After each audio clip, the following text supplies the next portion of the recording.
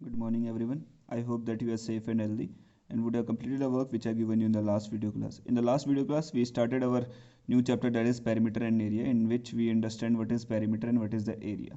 And we solved some questions from your exercise 11.1. So far, we have finished up to question number 4 of your exercise 11.1.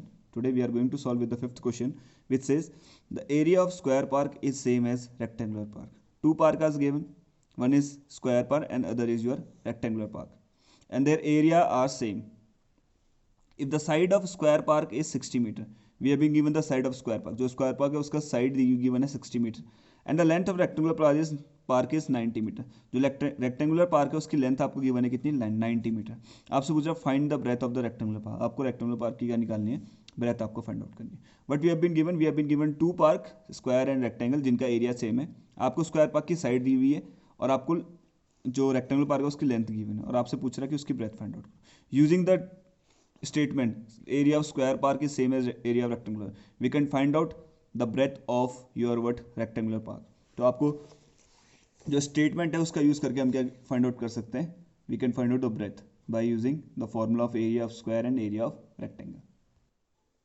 Now in this question number 5, we have been given the side of square park, that is 60 meter, and length of rectangular park is given to 90 meter, or one statement is given to, that is area of rectangular park is equal to area of square park. We know that the area of rectangular park will be what, length multiplied breadth, and the area of square park will be what, side multiplied side. Now we will put all the values that is given to us in the question, that is length is given to how much, 90, and breadth we don't know, we have to find out this breadth.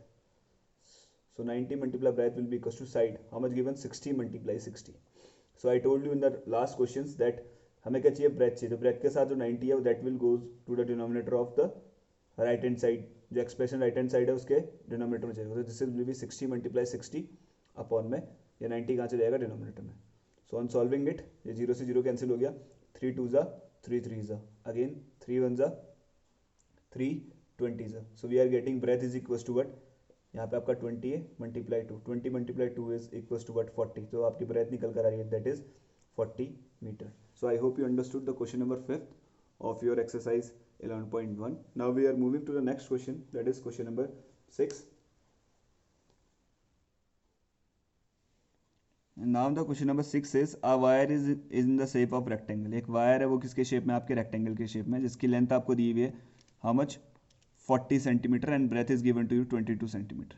If the same wire is rebend in shape of square. अब हमने उसी wire को जो rectangle के shape में था उसको हमने बेंड करके क्या कर दिया, एक स्क्वायर के शेप में बना दिया.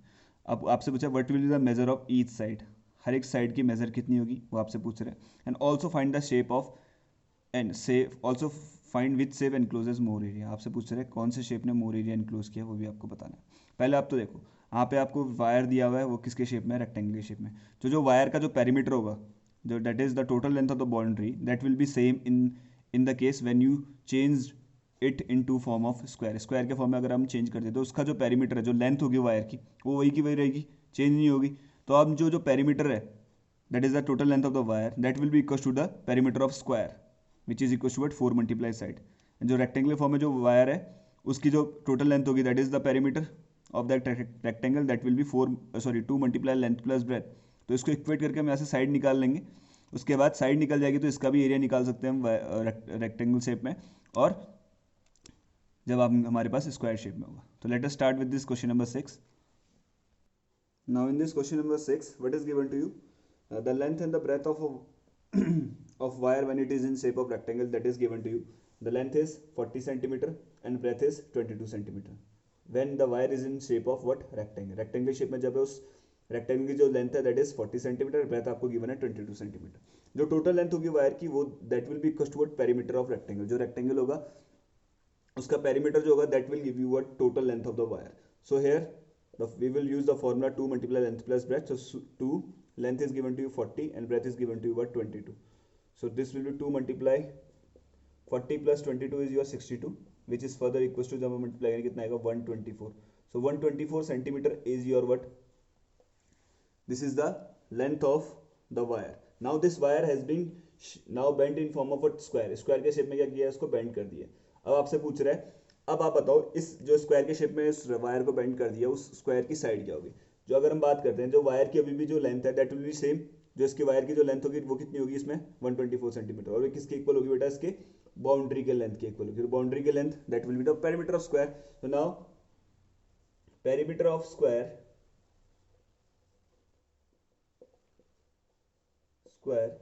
जो बनेगा यहाँ पे, ठीक है, that will be equal to total length of the wire, किसके इक्वल होगा बेटा total length of wire, wire के टोटल लेंथ के इक्वल होगा of y, total length of the wire. So perimeter of square is your what 4 multiply side, this will be equal to what total length of the wire कितनी आ रही है 124 centimetre. Now we need side, हमें side की जरूरत है, तो side will be equal to जो उसके साथ मल्टीप्लाई में वो कहाँ से लेगा डिनोमिनेटर में, तो side will be equal to what this will be equal to what 124 upon में 4 डिवाइड में, सो डिवाइड करते हैं, दिस इज 4 1 जा 4, 4 से 124 कितने टाइम्स करेगा 31 टाइम्स, जो आपकी साइड निकल कर आ रही है, so side will be equal to what, जब आपने उसको किसको वायर को स्क्वायर के शेप में बेंड कर दिया तो साइड कितनी निकल कर आ रही है आपकी 31 सेंटीमीटर। ये तो था आपसे जब हमसे साइड पूछा था, उसके बाद आपसे पूछा है वह last in the last part आपसे पूछा है किसका एरिया ज़्यादा होगा, जब वो वायर रेक्टेंगल के शेप में है या वायर स्क्वायर के शेप में है, किस में आपका एरिया ज़्यादा होगा, तो आपको ये एरिया फाइंड आउट करना पड़ेगा, एरिया किसका जब आपके वायर किसके शेप में रेक्टेंगल के शेप में, ठीक है, उसके बाद आप एरिया फाइंड आउट करोगे जब वो स्क्वायर के शेप में, दोनों का एरिया फाइंड आउट करोगे, उसके बाद चेक करोगे किसका एरिया ज़्यादा है, you will write down the wire will have more area when it is in shape of dash, so ये आप खुद find out करेंगे, ठीक है, area of rectangle also and area of square also। now coming to the seventh question, अगर हम seventh question की ओर आते हैं, in the seventh question, the seventh question is quite similar to your what the question number 4, if you see the question number 4 and question number 7 is quite similar, so this question number 7 you can do by yourself as a homework। now we are moving to the 8th question of your exercise 11.1। now the 8th question says a door of length 2 meter and breadth 1 meter is fitted in the wall, the length of the wall is 4.5 meter and the breadth is 3.6 meter, figure 11.6, find the cost of whitewashing the wall if the rate of whitewashing the wall is 20 rupees per meter square।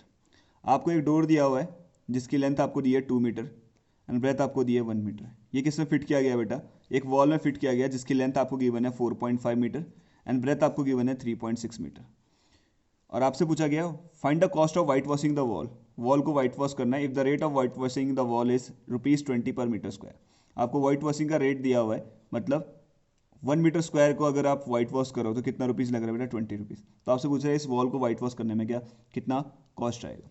So if you see this is a wall, ये आपका wall है, sorry this one is your wall, और उसमें आपका ये door लगा हुआ है, जब आप इस वॉल को वाइट वॉश करोगे तो किस रीजन को वाइट वॉश करोगे बेटा, जो डोर को हटा के जो बचा हुआ पार्ट है उसको आप क्या करोगे वाइट वॉश करोगे, this one part you will white wash, ठीक है।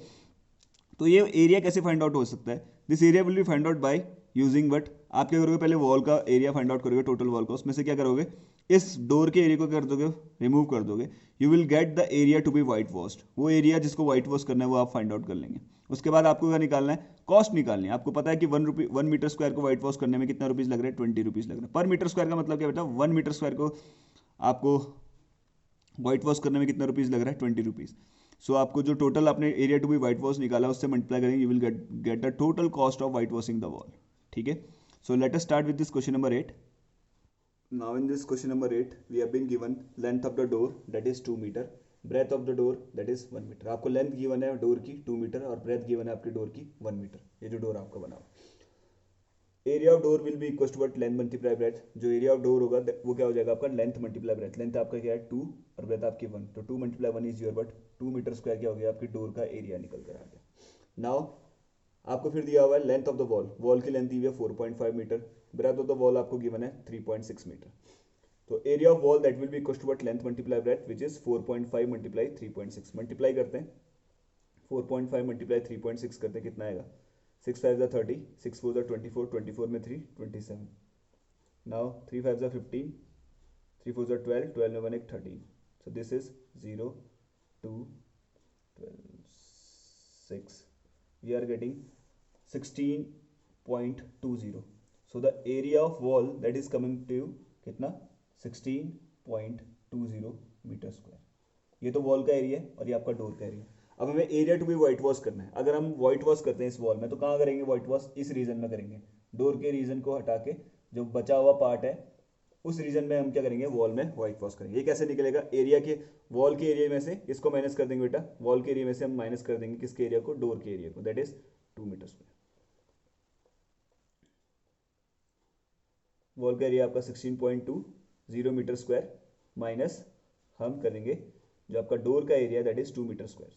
दोनों को माइनस करते हैं कितना, 16.20 माइनस 2 मीटर स्क्वायर करेंगे तो that will be coming equal to 14.20 metre square. ये तो निकल कर आ जाएगा। जो एरिया को हमें क्या करना है, व्हाइट वॉश करना है, ये वाला रीजन जो मैंने शेड करा है। अब cost of white washing at the rate of 20 rupees per metre, हमें निकालना है कॉस्ट व्हाइट वॉशिंग का। आपको पता है 1 मीटर स्क्वायर का, पर मीटर स्क्वायर का मतलब 1 मीटर स्क्वायर, 1 मीटर स्क्वायर को कॉस्ट व्हाइट वॉश करने में कितने रुपीज लग रहे हैं आपका, 20। तो इतने मीटर स्क्वायर को कॉस्ट व्हाइट वॉश करने में कितना लगेगा, that will B 14.20 multiply 20, multiply करेंगे, जो आंसर आएगा that will be the cost of whitewashing the wall in which a door is fitted.